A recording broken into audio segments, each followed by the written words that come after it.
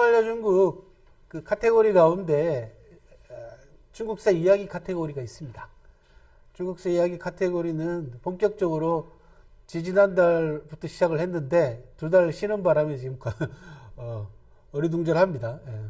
예. 주로 이사님들 의견을 물어서 뭘로 할까요? 물어봤더니 압도적 다수가 간신 이야기 해달라고 해서 간신 이야기로 하고 있습니다. 자, 오늘은 두 번째. 지난 시간에 뭐 했는지 기억나시죠? 간신 지수 측정을 했잖아, 우리가. 그죠? 나의 관심 지수 측정 같은 걸 했어요. 관심 있으신 분들은 제 유튜브를 보시기 바랍니다. 거기 보면 관심 지수 측정이 나옵니다. 그죠?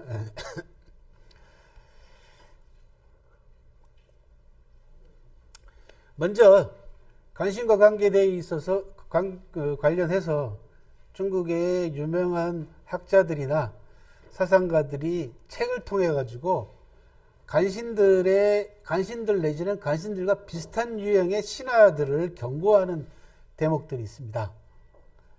제가 한 유 대표는 한 20년 넘었나요, 우리? 간신은 비를 세워 영원히 기억하게 하라? 그죠? 20년 전에 이미 제가 저런 글귀들을 모아가지고, 편찬한 적이 하나 있습니다. 그러니까, 제 글도 좀 보태고 해서, 역대로 보면은 중국에서 사마천의 영행열전부터 시작해서, 영행열전은 아부하고 아참을 통해가지고 권력자의 사랑을, 총애를 얻은 사람들에 대한 기록이고, 이 영행열전이 나중에 후대 간신열전의 시조가 됩니다.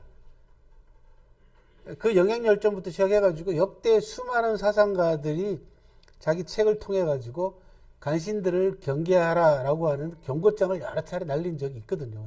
그래서 그런 것들만 모아가지고 책을 낸 적이 있는데 그 가운데 한 구절입니다. 설원이라고 하는 중국의 유명한 그 책입니다. 설원은 여러분들이 읽으셔도 좋습니다. 일화들도 많이 남아있고 좋은 글들도 많이 남아있습니다. 여기에는. 그래서 설원이라고 하는 책을 남긴 류향이라는 학자가 중국의 분류학 목록학의 시조입니다. 저 양반이. 그러니까 중국의 책들을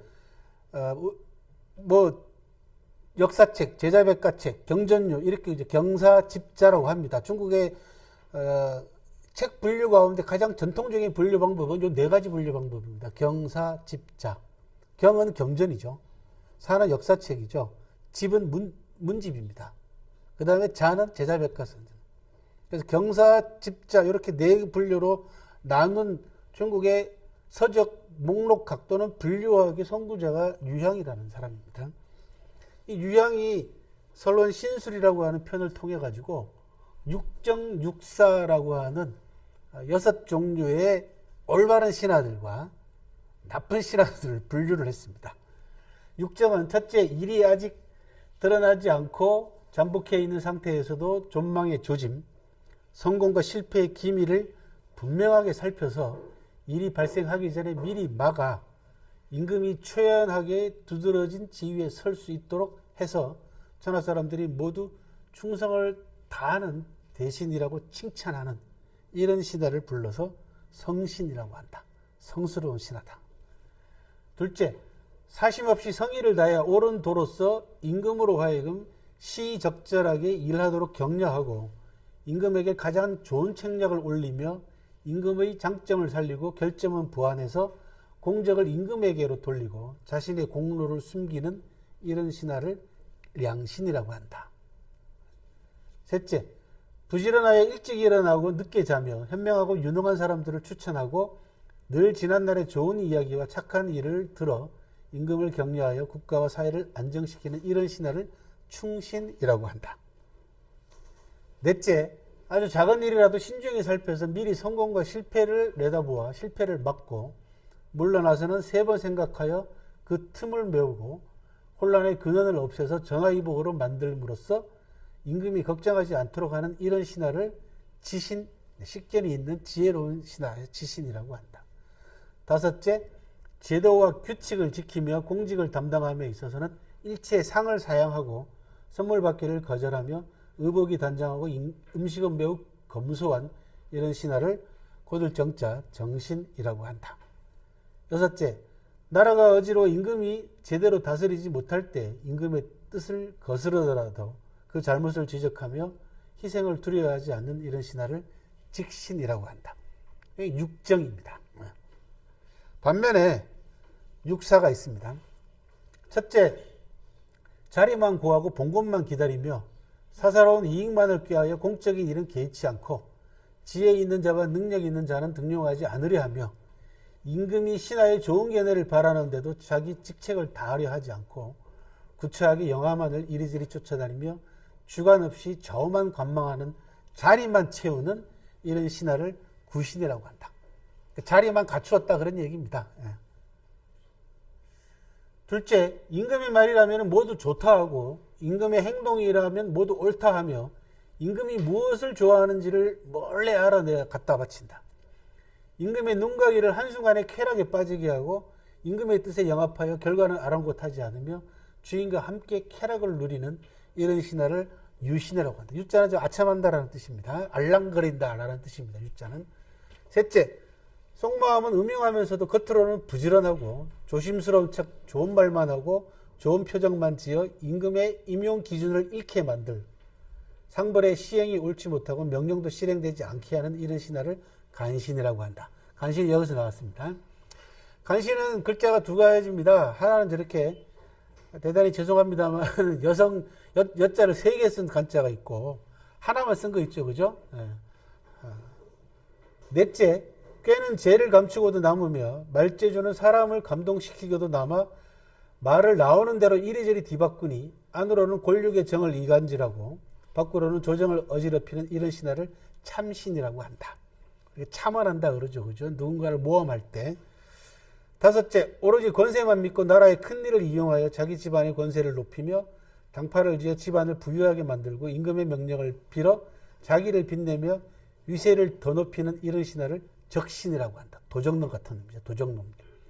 여섯째, 사악한 도로 임금에게 아첨하여 임금을 의롭지 못하게 이끌고 임금의 눈과 귀를 가리고 임금 앞에서는 듣기 좋은 소리만 하고 임금이 없으면 말이 달라진다. 흑백을 가릴 줄 모르고 시비가 분명치 못하다. 기회를 틈타 이 모든 것을 모조리 임금에게 씌워 다른 나라와 백성들로 하여금 임금의 죄악을 낱낱이 알게 하는 이런 신하를 망국신이라고 한다. 라고 육사를 분류를 했습니다.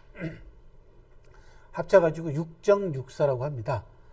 요 서론의 육정육사는 우리나라에도 영향을 줍니다.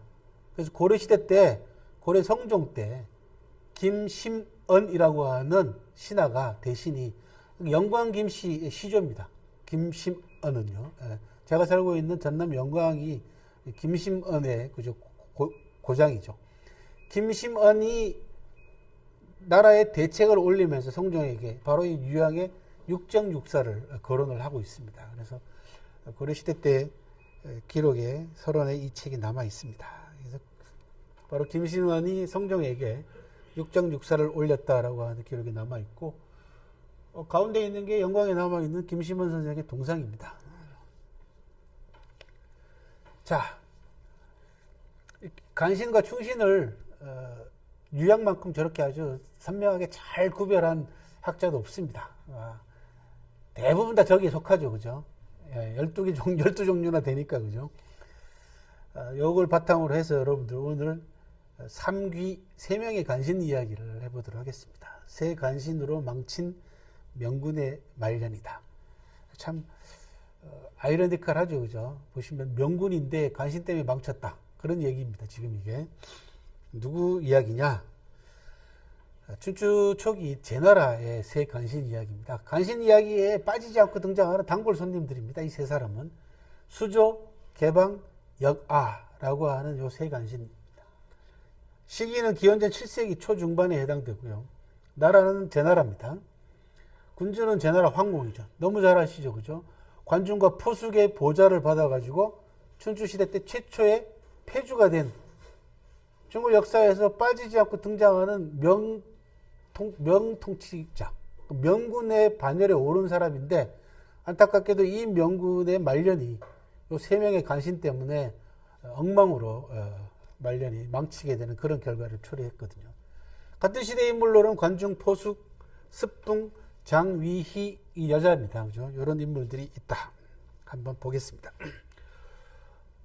노란 표시한 게 바로 제나라입니다.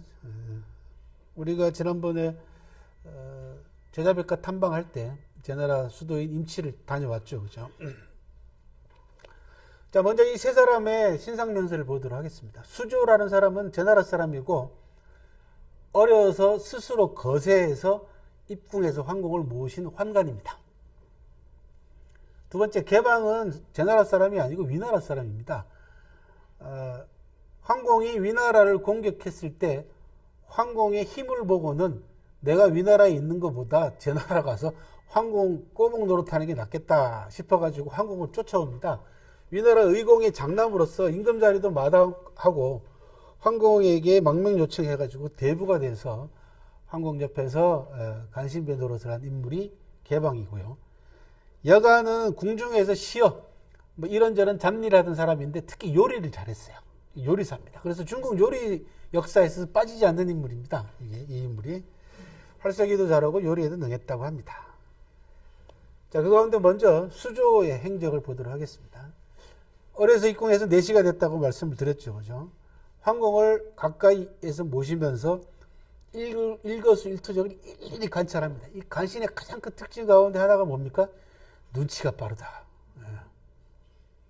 상대편 표정만 보고도 저 임금이 뭘 원하는지 이런 것들을 정확하게 하여튼 정보 만약에 고대사부터 시작해가지고 현대사에 이르는 동안 우리가 정보의 역사를 쭉 한번 추적을 해본다 그러면 간신들의 행적을 살펴보면은 정보 얻는데 아주 귀신들이다라는 걸 알 수가 있습니다. 그래서 황공의 기호, 습관, 취향 이런 것들을 일일이 간파를 하는 겁니다. 그 다음 심지어 성격과 심기까지 살펴서 권력자의 마음을 훔치는 거죠. 저런 걸 이제 남녀 간에만 마음을 훔치는 게 아니고 간신들로 특히 권력자의 마음을 잘 훔칩니다. 그리고는 정치적 목적을 숨긴 채 접근하는 게 간신들의 공통된 특징이다. 간신들은 궁극적으로 뭘 바라냐 그러면 첫 번째는 재물, 그죠? 그 다음에 자리, 그 다음에 여자. 거의 이 세 범위 내에서 벗어나지 않습니다. 부귀영화죠, 쉽게 얘기를 하면은. 그러려면은 자기 능력으로는, 자기 힘으로는, 자기 신분으로는 그런 것들을 얻을 수가 없으니까 가장 강력한 권력자 옆에 붙어서 권력자의 마술 지팡이를 빌리는 거죠. 그래서 마술을 부리는 겁니다.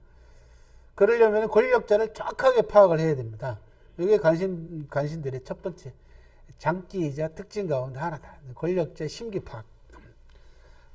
뭐 요즘 뭐라고 심기 경호? 그런 얘기 많이 하죠. 그죠? 두 번째, 개방은요.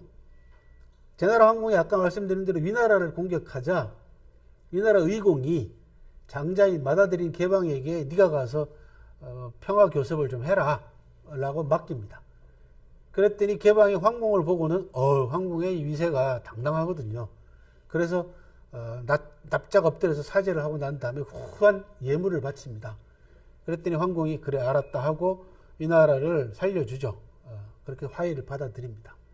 그랬더니 개방이 태자 자리를 포기하고 황공을 따라갑니다.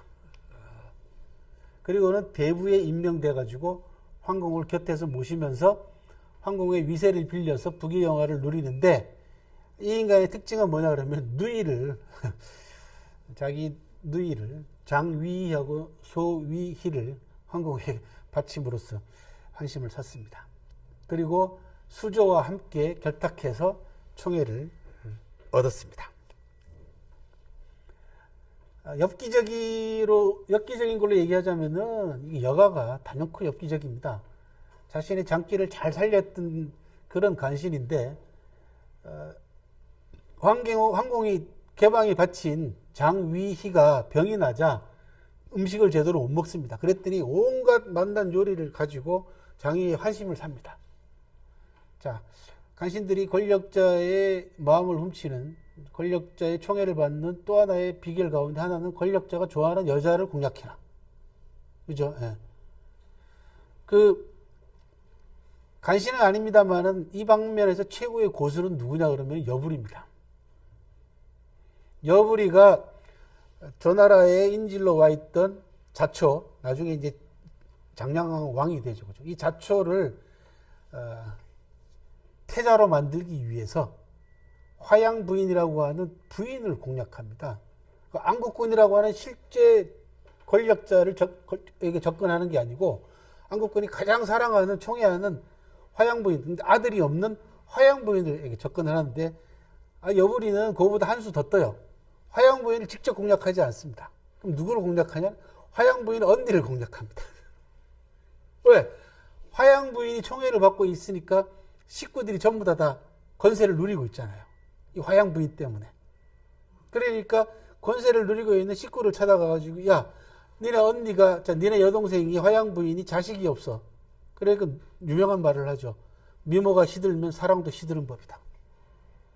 안국군 밑에는 젊은 첩들이 수두룩하게 많다. 지금은 화양 부인이 아직까지 젊으니까 사랑을 얻고 있지만은 주름살 생기고 쭈글쭈글해지면은 화양 부인도 결국은 버림받는다. 그때 뭐가 있어야 되냐? 아들이 있어야 되는 거 아니냐. 근데 화양 부인이 아들이 없다. 그런데 저 조나라가 있는 자초가 화양 부인을 굉장히 존경한다. 이름도 오죽했으면 화양 부인이 초나라 사람이거든요. 이름을 이인에서 자초로 바꿉니다. 이 전부 다 여부리가 시켜준 거거든요. 그 화양 부인이 안국군한테 사랑을 잃어버리면 니들도 끝이다 이거죠. 괜히 이 식구들은 좀 속된 말로 똥줄 타는 거죠, 그죠? 결국은 언니가 화양 부인을 찾아가지고 화양 부인에게 로비를 하는 겁니다. 여부리 대신. 이거 고단수가 보통 고단수가 아닌 거죠, 그죠? 바로 그겁니다. 여가는 장희에게 접근을 합니다. 그리고는 장희를 통해 가지고 황공에게 접근을 했어요. 황공에게 좋은 맛난 요리를 갖다가 바치는데 하루는 황공이 내가 천하의 좋은 요리라는 요리는 다 먹어봤는데 아직까지 사람 요리는 못 먹어봤다. 이게 사실인지 아닌지는 모르겠습니다. 이게 과장법일 같은데 그랬더니 이 여가란 놈이 자기 어린 아들을 잡아다가 요리를 해서 갖다 바쳤다라고 하는 그런 일화가 남아 있습니다. 그리고는 아까 말씀드린 대로 장위하고 수주하고 결탁을 합니다. 근데 중국 민간에는요, 여가가 요리를 하다 보니까 관련된 민간 설화가 있어요. 그게 뭐냐 그러면 어복장양육이라고 하는 이게 보양 요리의 대명사입니다. 장위한테 병이 난 장위한테 갖다 바친 요리가 저거랍니다. 물고기 뱃속에다가 양고기를 집어넣은 요리. 이게 이제 몸보신에 좋다라는 거죠, 그죠?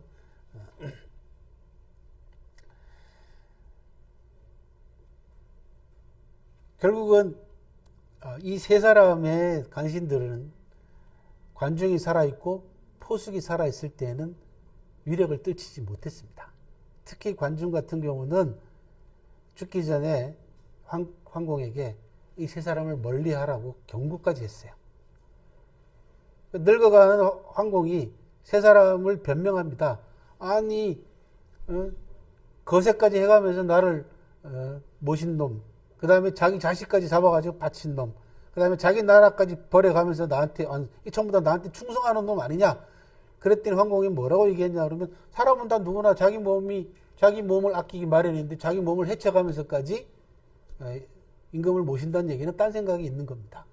육신을 사랑하는 마음이면 모든 사람이 다 똑같은데 자기 자식까지 죽여가면서 바친다는 건 이건 비정상입니다. 근데 이런 식으로 정확하게 세 사람의 문제점을 꼬집어가면서 경계하라고 얘기를 합니다.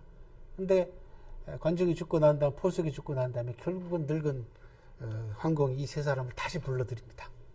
다시 불러들여서 결국은 쿠데타를 세 사람이 일으키죠. 자, 간신의 특징 가운데 또 하나는요, 이익이 된다면 누구와도 손을 잡는다. 이 세 사람이 결국은 결탁합니다. 제3자는 박지만 당사자는 어둡습니다. 우리가 바둑 둘 때 되게 옆에서 훈수 두는 사람이 몇 수 더 본다라고 얘기하지 않습니까? 그 유명한 말이 방관자 명이요 당사자 암이다라고 하는 유명한 명언이 있습니다. 바깥에서 지켜보는 관중이나 포숙의 눈에는 이 세 간신으로 확실하게 눈에 보이지만 이 세 사람이 자기 입속에 혓바닥처럼 구는 요 세 사람 황공 입장에서는 정체를 제대로 몰랐던 거죠.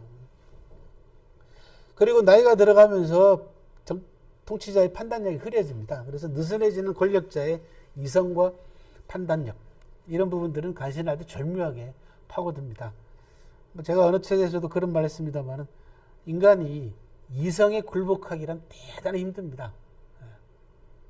분명히 머릿속으로 이성적 판단으로는 내가 저렇게 하면 안 되는데 하면서도 그 이성에 굴복한다는 게 참 만만치 않죠. 이걸 다른 말로는 인성의 약점이라고 하는데, 간신배들은 바로 그 인성의 약점을 정확하게 파고든다는 거죠. 그죠?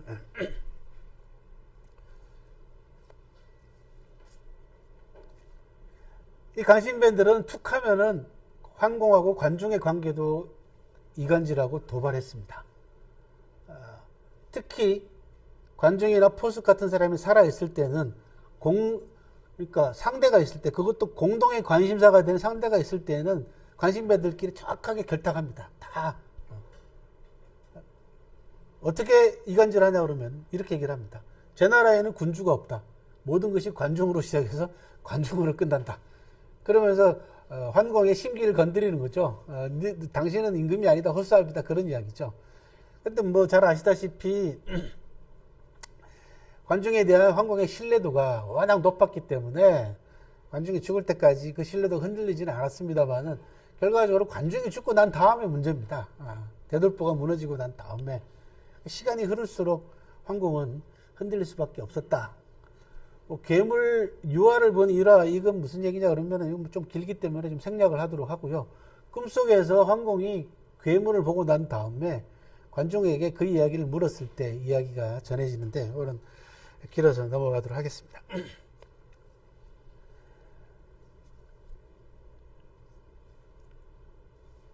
죽음을 앞둔 관중을 황공이 찾아가서 병문안하는 장면은 아주 유명한 명장면으로 남아 있습니다. 후임이 걱정이 돼가지고 관중을 찾아갔더니 관중이 놀랍게도 포숙을 추천하지 않죠. 황공이 어느 정도로 놀랐냐 그러면, 포숙은 라고 되물어 볼 만큼 대단히 놀랐습니다. 관중의 공사구분 정신이 보통이 아닌 거죠. 그랬더니 관중이 뭐라고 얘기하냐 그러면, 포숙은 너무 사람의 마음이 맑아서 모든 일을 원만하게 처리해야 되는 제상자리에는 맞지 않습니다. 그러면서 습붕이를 추천을 합니다. 그 이야기를 듣고 있던 여가가 쪼로로 포숙한테 달려가서 이간질을 하죠. 그 자리가 어떤 자리입니까? 사실은 관중이 재상이 될 수 있었던 데는 포숙이라는 사람이 절대적인 역할을 합니다. 살려주시라고 황공을 설득하기도 했고, 자기한테 돌아올 재상 자리를 양보까지 했지 않습니까? 그러면서 관중이 그 자리가 어떤 자리입니까? 당신이 양보하지 않았으면 어떻게 그 자리에 있을 수 있냐라고 막 두 사람 사이를 이간질을 하니까, 포숙이 아주 유명한 말을 하죠. 물러가라. 내가 사람 하나는 잘 봤다. 내가 그러라고 그 사람을 그 자리에 추천한 거다. 라는 아주 유명한 말을 합니다. 이게 관푸지교는 뭐 단순하게 우정 이야기가 아닙니다. 대단히 감동적이거든요. 그러니까 그때까지만 해도 문제가 없었습니다. 그런데 관중 세상 떠나고 곧이어서 얼마 있지 않아서 포숙 세상 떠나고 난 다음에 계속해서 군신 관계를 이간질 시켰던 간신들의 특징입니다. 아까 말씀드린 대로 관중은 죽으면서까지도 요 세 사람을 경계하라고 계속해서 신신당부를 했습니다. 그럼에도 불구하고 황공은 관중 포숙이 죽고 난 다음에 다시 불러들여서 정치를 맡기고, 쫓겨난 다음에 다시 돌아와서 의기투합을 합니다. 그리고 상호간에 이익이 일치하다, 이해관계가 일치하다 보니까 자연스럽게 의기투합할 수밖에 없겠죠. 그죠? 그리고는 결정적으로 황공이 총애하는 장위희에게 달려가가지고 장위 여자로 하여금 황공의 심기를 흔들게 합니다. 그게 뭐냐? 이미 늙으실 만큼 늙으셨는데 뭘 이렇게 힘들게 사십니까?